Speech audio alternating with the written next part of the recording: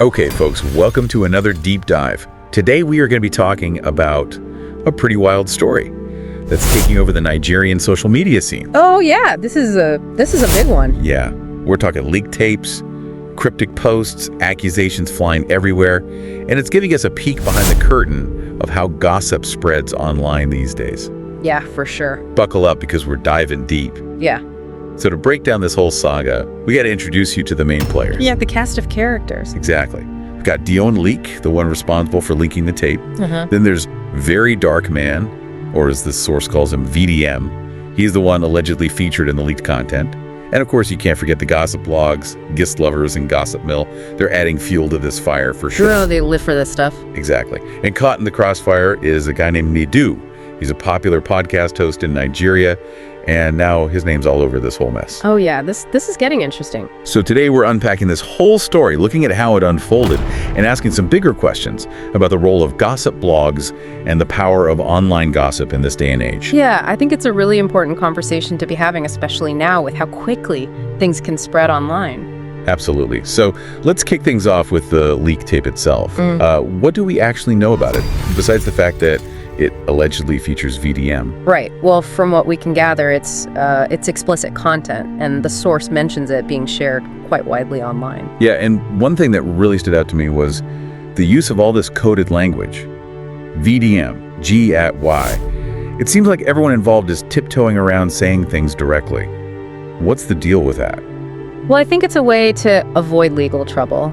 Defamation lawsuits, things like that. So it's all about plausible deniability. Exactly. It's like they're speaking in code so they can always say, oh, we weren't actually accusing anyone of anything specific. It's fascinating though, right? Like they're still spreading rumors and insinuations, but they're doing it in a way that lets them skirt around the rules. Yeah, it's definitely a tactic. Okay. And it makes you think about the broader issue of accountability. How do we hold people responsible for spreading harmful content when it's all veiled in this kind of ambiguous language? That's a great point. And speaking of accountability, our source claims that this whole situation led to Nedu, one of the hosts of the Honest Bunch podcast, resigning.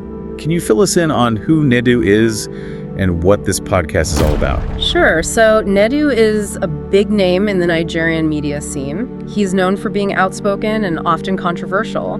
The Honest Bunch podcast is basically a platform where he and his co-hosts discuss relationships, social issues, pretty much anything goes. It's kind of a no-holds-barred kind of vibe. Yeah, exactly. They don't shy away from sensitive topics. Which makes you wonder, why would he resign?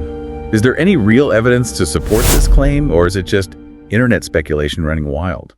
It's hard to say for sure. I mean, the internet loves a good conspiracy theory, right? Oh yeah, definitely. But think about it. If someone close to you gets caught up in a major scandal, it can definitely affect you. Guilty by association sort of thing. Exactly. There could be pressure from sponsors, from his co-hosts, even from family and friends. It wouldn't be surprising if he stepped down to avoid further damage. Or maybe he just wants to distance himself from the whole drama altogether. Yeah, that's possible too. This kind of controversy can be a PR nightmare. And no one wants to be the target of those gossip blogs. Yeah. Which brings us to gist lovers and gossip mill. Our source mentions them causing issues, but doesn't really elaborate. What kind of issues are we talking about here? I imagine you got some insights. Oh, definitely. These blogs are notorious in the Nigerian digital space. They have a massive reach, hundreds of thousands of followers, and they're not afraid to stir the pot. So they're basically the TMZ of Nigeria.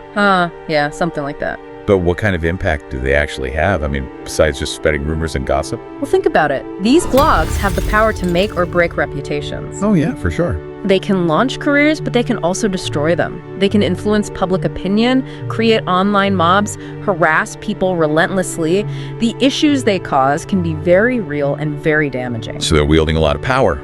And it's not always used responsibly. Exactly. It's a double-edged sword. They can expose wrongdoing, hold people accountable, but they can also be reckless with their accusations and cause a lot of harm. And this whole case with VDM and Nedu is a prime example of that, right? Absolutely. It's a case study in how quickly a rumor can spiral out of control and the real-world consequences that can follow.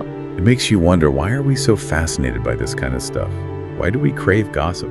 Well, gossip has always been a part of human nature. It's how we connect with each other, make sense of the world around us, but social media has amplified everything. It's given everyone a platform, a voice, and an audience. And with that comes a certain level of responsibility, a responsibility that a lot of people, especially these gossip blogs, seem to forget. It's like they're operating in this Wild West where there are no rules and anything goes. Yeah, and it's easy to get caught up in the drama, the excitement of it all, but we have to remember that there are real people involved, real lives, being affected by this. It's a good reminder that we're not just consuming content, we're participating in a system. Right. We click, we share, we comment. We're all part of this ecosystem.